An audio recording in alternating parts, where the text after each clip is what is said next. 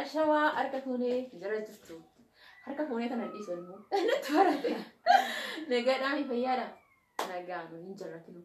Nagaan waaqayyo siin faaraa eetuu chaananii fayyuu jaalala kunuunsu nagaa keessan bunaaf nagaa dhabinaa dhufnee jirra.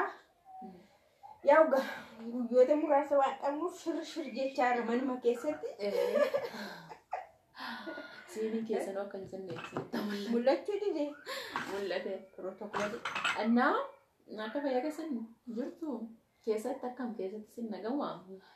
Yaa buna dhugaa siin kaan haasa'uu fi gaaffilee garaagaraa nu gaafatanii. Ani wanta ani jedhu amma tokkoffaa jechuudha fayyoo yeroo hunda warqii fayyoo rakkoo haasaanii muraamanii koomintii komii wayii sila du'i jireenya uddiidha jedhee faarfataanu sirbe waan jiru malee amma jireenya akkasii jennee waan bareedoo isinitti haasofni maal faayidaa qaba jedhuu fi jireenya Itoophiyaa keessaa isa sirrii yeroo hundumaa dhugaan nama mararti. Isa sirrii hoo isinitti himne maal rakkoo qaba dhugumaan yeroo biyya alaa jiru tokko jechuudha wanta biyya keessa jiru hunda beekuun barbaada sababa kanaaf malee nuti hammeenyaaf yookiin immoo rakkoo haasa'uu barbaadneefi namni rakkoo yaalaatu hin jiru namni rakkoo haasa'uu jaallatu jireenya isa sirrii jiru isinitti himne isini Facebook fi YouTube irratti illee rakkoo haasoftanii nuun jettu seetan mucayyoon takka faasila rakkoo maal haasofnu mee rakkina nama qabu fakkaata fuula keenya isa keenyatu rakkoo qaba rakkoon qabnu nyaannee dhiinaa dhugaa jiru fataa jennaa akka barbaanne jenna jireenyi ulfaataa akka ta'e isinitti bakka galii hin qabdu taanaan hojii hin qabdu taanaan waan guddaa harkaan qabdu taanaan waan hojjette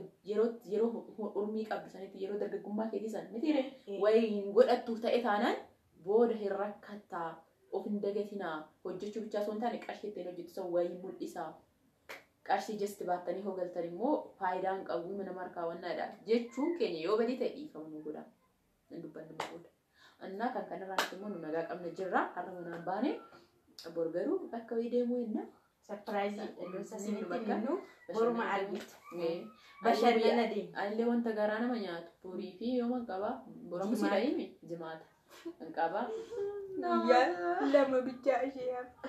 Dia bicara he, warmo soba mali soba jeta nih, warna tiketi di wanita anak jeta ni serifat elfe, karena wanundum tu visa tiketin kutami visa kerja, harga hijrah harga itu dah, jadi tawaga, nagal terabi, wakayo akan mamti, wakayo Dhuguma akka namaa miti rabbiin jechuudha. Maaliif akka namaa miti jedha beektaa? Jechuun rakkoo qabdaa maal taatee miidhamtuudha namna jettanii waa'ee kee baay'ee haasa'ullee hin barbaadu. Garuu jechuudha. Waaqayyo jechuudha. Gaafa gara tokkoon si miidhu gara tokkoon immoo nasi jedha. Baqachuun akka nama tokkotti jireenyi illee waggaan ture kana rakkadhee miti dhabee miti fataa jedhee warra kiyyarra taa'ee akka barbaadetti nyaadhee dhugee bahee uffadhee zannadhee akka barbaade taa'an ture rakkanne hagam biyya ture. Garuu immoo kuni ana jireenya kiyyaa borii naaf ta'uu hin danda'u machi warra ta'anii jijjiiramuu jira sababa kanaaf biyya Itoophiyaa keessatti immoo hojiinis ta'e wanni hundiyyuu naaf hin milkoofne waan ta'eef kaasii erga didee immoo garaan gaafa biyya biraa mokkore immoo naaf milkaa'eera kanaaf waaqayyo akka namaa yookiin immoo miti jechuu barbaadeeni galata waaqa. Kan biraa garuu baay'een isaanii akkamitti xumurattee akkamitti si dhufee warri jedhanii baay'ee gaaffii baay'ee kan dhuguma dubbachuudhaaf Kanaadaa Ameerikaa biyyoota guddatan deemuun baay'ee salphaa miti salphaadhaa gootamu koram naannoo isin jedhe baay'ee gaaffii nagaafachuu dandeechanii ani garuu firan qaba. Karaa namaa fira qaba fira maadarii jira isaan kun asirreessaa ture. Malee akka qal'aali. Shen amma fakkeenyaaf normaali toonaan akka maatiitti deemaa. Akka maatii yooni jiru akkuma fiizitii wayii daawwiidhaaf. Akka sanatti deemti yoo achi geessu garuu wanta biraatu uumame achitti akka achitti ammas yaadii kan biraatu ta'a jechuudha. Namni yeroo baay'ee hojiidhaan bifa kontiraataatiin deemuu danda'a Ameerikaa deessallee achi ga'ee garuu sababa garaagaraa uumee siyaasaa wal qabsiisee ragaa funaannatee akka biyya sana jiraatu jireenya biyya galee akkas ta'e waan akkasii jijjiirama. Ragaa sassaabbattee biyya sanatti of hambisiisuu dandeessa jechuudha akka baqataatti. Isa booda egaa hojii keetti fuftaa jechuudha waan guddaa waan ta'eef kanaaf barumsaan malee ta'urri jettan dhugaadha barumsaan iskoolaariidhaan waan garaagaraatiin barachuudhaan deemamuu hin danda'amu. Akkasumas firaanis barumsa illee yoo maa warqiin baranne isinitti fakkaatee barumsaan malee ta'uu hin eeggannee koomiti tokko nama garramaa hin baranne warqiin baranne isiniin jedhani. Barumsa baratteetti ABCD sirriitti hin beekti kunoo barreessuu dubbisuu. Baradheen jira dhuguma garuu yeroo duraanii warri baradhaa jedhanii nu cinqan homaa nutti fakkaatuumi garuu barumsi immoo yeroo tokko namni dhugaa dubbachuuf kutaa 8 ministirii fudhadhee ministirii kee kaardii kee fayyoon wannaan argitee fidee biyya kiyyaa fideen agarsiisee ministirii fudhadhee kutaa 8 yeroo garuudhaaf maazariin yoo waan qopheessaa yeroo san baadiyyaadha gara katamaa wayitti deemanii baratan beektaa kutaa 9 namni kiraam namoonni qopheessite galii barumsuma kana jibbisiisan baradhuun jedhee biyya alaa deemuu barbaadan osoo maazariin beekin namni biraa firree wayii finfinnee fuudhee dhufee akkasitti biyya alaa deemee jechuu barbaadeni innaa osoo amma garuu na qojjaa osoo kutaa 12 fixee jiraadhee na jechisiisa jechuudha dhugaa naa ani barachaatu anis an 12 fixeera amma maallaa godha wal caallaka waan na caaltuun tokko jira beekam ingilifa waan gogootuuf meeti na caalti fayyoon jechuun dandeechi qalbii barreeffama ishiillee wantoota ishiin barreessaa baatellee beektaa feesbuuk irratti jechuun waa'ee maali jaalalaa siin jennaayyuu waa'ee jaalalaan xiinxaltuu jaalalaa jennan hammuma heerumaan itti dhaqan isaanii biyya fakkeenyaaf ammallee ijoolleen baay'ee biyya sana ta'anii waan baay'ee warri barreessa warri maal jedhan jiru galanii yoo heerumaan fa'aa keessattuu gara baadiyyaatti galan mul'atan irra dhibiidha. Nama haga kiyyaa maraatutu jira feesbuuk irra yookiin immoo nama haga kiyyaa intin jira injiruumi biyya galee feesbuukiin koo biyya galee ji'a jafaa taa'ee gaafa seenetu jira. TikTokii silaa kinooma eegan fayyoo bira dhufee seenu jammare TikTokii jechuudha. Seenetu hin beeku. Biyya hoogalte dhugumaa haala biyya waliin deemta. Namni nuyi biyya alaa teenyee waayifaayi malee jiraachuu hin dandeenyu naamna jennaami bakka feete deemu. Haga jeta akkasii rakkisa dhuguma. Sanii achi garuu haaluma biyyaa sanitti barta. Akkuma miidiyaa iista. Aansi amma fakkeenyaaf galgala jechuudha. Warra wajjin buna dhaabbattaa bunni akka sadii itti deebi'aa haasaa faamilii maatii akkasitti baay'atanii haasaan tokko jiru. Inni haasoftaaf silkiyyuu yaadatu. Ani tasa naajii atti faajii lama faatti daataatti bultee feesbuukii nama seeni malee yaadattu bakka jireenya baadiyyaa biyya wajjin nama bira dhayitaa haasoftaa ollaa bira dhayitaa maal jettaa yaadattu wanta akkasii jechuudha. Kabira immoo widdii dhuguma dubbachuudhaaf paakeejii birjamii 4 ka torbee tokko bitama. Bitadhaan torbee dhiisiiti guyyaa takkitti fixa. Dhumaa hin barakatu. So wanna bichaadha waan ta'eef kabira immoo sirriitti nuun hojjetu gara barbaalee keenya sanitti rakkisaadha. Kanaaf baduu jechuu barbaadeen ijoollee walumaa galatti namni yeroo biyya galan namatti hin tolu wanti hundi kanarraa kanaaf akkana bakka haalli jireenyi widdiidha jettanii nu sodaachisiinaa warri keenya guutuu asitti hafnaayyuu jedhanii maa mana madaamii keessatti hafnamna nu bari jireenyi widdiidha biyya keessatti hin galinaa jechi jedhamu baay'eera afaan kiyyaarraa yookiin afaan fayyoorraa hin baane nufiinaa inneerra wanni jenne beekanii dhugaa jirtu shamarran biyya arabaa hojjetanii waggaa 15 waggaa 5 waggaa 6 hojjetanii gaafan bakka babbadaatti argaa jira. Kun masangidoo kan hojjetan kun immoo mana waan akkas kan hojjetanii maaliif irraa kun ta'ee yoo siniin jedhe birrii hojjetan bakka godhachuu dhabuudha. Kanaaf iyyuu hagachi jirtan birruma bichaa baankii teessisuu hin taane wayiin bakka godhachuu nama amanamaa yoo qabaatanii akka gaafa dhuftan waan itti boqottan qabdan akka gaafa dhuftan lafa siin qaba maalee siin qaba jettanii ofitti boontan jechuu barbaanneeti waan hojjechaa tursan hojiirra oolchenne malee biyya keessatti hin galiin yoomiyyuu namaan jechuun dandeenye. Dhuguma ani jechuudha. Madaamin kiyya yeroo san koronaa badaadha amma haalli badaa keessa jira. Mee waggaa takka dabaladhu warqii ta'e fiisaa siyaa hojjechiisni tikeettiin murruunaan jette gaafa tikeettiin namuraa jedhu. Teecheen akka dhatte madaamin ta'e wajjin fiisee akka riyaattaa soofnaa ofii isheen nama guddoodha. Warqii taa'in galii naan jette amma garuu na gaabbisiisaa jira osoo waggaa tokko keessatti dabalee hojjedheeraadhe naan jechisiise jechuudha. Maaliif yeroo galtu hojiin onee galoo jette siif milkaa'u birriin barkatu maal akkuma isin jenne jechuudha. Kanaaf yaafa galuu barbaaddu illee waan hojjechuu barbaaddu yookiin immoo waan gochuu barbaaddu akka taa'ee karoorsi akkuma dhufteen hojii jammari malee hojii 2 3 5 hojii jammaroo jette bakka si harkaa badii harkaa koodiin jireenya qaata bada dhugaa isiniin jedha malee nuyi rakkoo haasa'uu barbaanne. Ani immoo kan hin taazzabe kun komantii isaanii aladha. Kanan taazzabe maal beekta gaafa jalqabaa gara biyyaa dhufanii maal godhu seeti. Katamaa hundumaa deemu ijoolleen keenya. Katamaa gurguddaan jira miti. Katamaa gurguddaa kana hamma ji'a tokko hamma maalitti deemanii albaanii gadi baay'ee. Isa booda xaxxeen iddoo isaan lixan hin dhabeetu. Kanas taazaba baay'ee isaanii tokko. Ani dhugaa dubbachuudhaaf akka yaada kiyyaa biyyoota baay'ee deemee bashannanuuf hin ture. Ergasii immoo baalee gallaan baaluma keessaa bahuu hin didee baaluma keessa laa bakkuma katamaa xixiqqoo maalii kana jirti mikama motoraan deddeeman motora birrii 10 birrii 20 maalii kan deemee ijoollee wajjin fataanan jira ijoollee firaan immoo aga tokko ijoollee dhiirotuma firaa wajjinan deddeemaa ture macarrashaarraa anaa dhufee ji'a 8 immoo meeqa ta'ee bar mucaa kanan turre dhuma mucaa kanan kan dabalamne mucaa baamna kee tokkoon na kadhate wayii jechuudha dhageechaniira akkasii wannaa inni malee baqqaan katamaan deemnee yookiin immoo an dura maalan jechaa ture galee ambofaa deemee bishooftuu maakiroo bakka guddaa san deemu fawwee gin hin taane biyya koo gallaa jechuun aboo hin dadhabe baalee keessaa dhugaan biyya koo baay'ee jaaladha. Si gaafadhanii asitti baganaa fiddeetti. Qoy amma Kanaadaa deemtee jechuudha. Piroosesiin baay'ee dheerataa atu firaan deemtee ganaa waan dasarreessitti isa fudhachuuf immoo baay'ee ulfaata. Maalumaaf Kanaadichi hafee abbaa manaa kee faana as hin jiraanne qoy. Jireenyi hojii.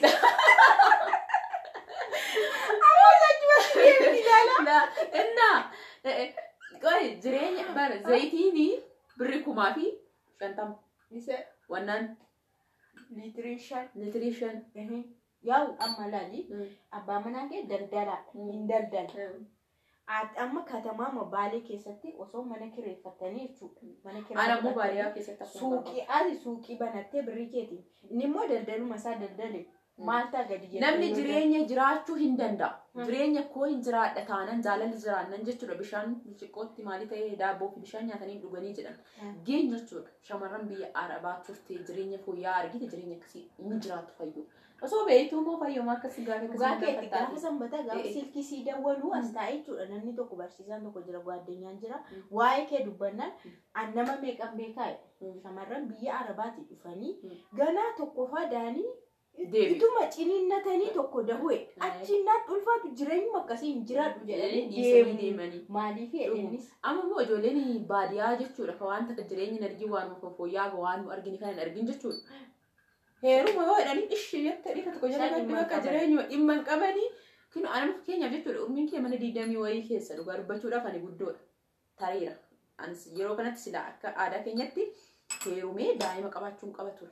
Bakka shamarran biyya keenya umrii 18 itti heeruman. Anamma mana 18 miti. Wanna tokko garuu Facebook irratti beeka umrii kan koo gahee mootarii abbarzeen namni baadiyyaa ta'e guyyaa dhaloota beersitti garuu guyyaa dhaloota koo kabajatan Dubaayitti guyyaa dhaloota koo kabajachaan ture garuu erga biyya gadi dagadhee iyyuu guyyaa isaati gaandee yeroo darbe waggaa 30 siin kabajne nun la muudii shewanna እና akkasii garuu mana 23 kana lamaan keessa 24 keessa kana lamaan keessa ta'u dubartiin 24 jechuudha dhaltee daa'ima qabaachuu qabdi kun biyya keenyatti akkasi anamba jechuudha akka biyya keenyatti haasaa biyya keenyatti irra tareera deeruun irra tareera akka nama akka aadaa biyya keenyatti jechuudha ijoolleen achi hiriyoonni kee jechuudha amma soo argitanii ani bakka tokko faa deeme biyyatti baradhee guddadhee wayii deeme maazariin biyyaan itti baradhee irraa biyya biraa deemteerti biyya biraatti galtee jirti waan ta'eef nan dhaqee biyya kiyyatti guddadhee fi itti baradhee beekan biyya kamirrayyuu biyya itti baradhee si garaa si nyaattee miidhaqee yeroo laalu hiriyoonni kiyya kan waliin teessu tokko teenyee baranne kan waliin waan baay'ee dabarsine kinoo daa'ima isin ofiin gahanii kiristoos daa'ima sadii lama qaban sanii achi isaan immoo hin beekan dubartii guguddoo kana fakkaatan shiitii uffatanii booda gurru ilaa asitti immoo hiriyaan kee jechuudha kanani viidiyootti nu dalageera 12 kan wajjin xumurre jechuudha yuunivarsiitii seentee baatee dhiistee baatee heerumte amma ijoollee sadii qabdi gurguddaa jechuudha sa'a wal maxxansitee deesse waggaa waggaadhaan ijoollee gurguddaa sadii qabdi. Argite waggaa 5 keettu meeqa daana? Inda waggaa namni dafee faa bakka tokkoon guddisaa erga taa'uun kiyyoo ijoollee baay'ee da'uun danda'a. Akkasii hiriyoonni keenya ijoollee daa baay'ee guddoo qabanii maali garuu immoo yoo isaan laalan isaan qaata cabanii fuula wazii akka nu qabnu kanaan qabanii wayiin jiru qaamnu maalidha baay'ee ulfaataraa biyya baadiyyaa san keessatti maal kanaafi maal jechuu barbaadeen ani akka nama tokkotti wanti namni jireenya fooyya'aa barbaadu bakka jireenyuma biyyuma baadiyyaa akkuma warri keenya dhoqqee haree maal ta'ee nu guddise san animmoo jireenya maazariin ta'e jiraatte jiraachuun qabaachuu mattafe ergan immoo achitti hafe ijoolleen kiyyas ganaa jireenyaan jiraadhe san jiraachuu qabanii fooyya'insa fi malee namni jaalatee biyyaan boo. Kana jechuudha walsini deebistes fooyya'insa jijjiirama barbaacha. Amma muyyoo ture jettee akkasanii.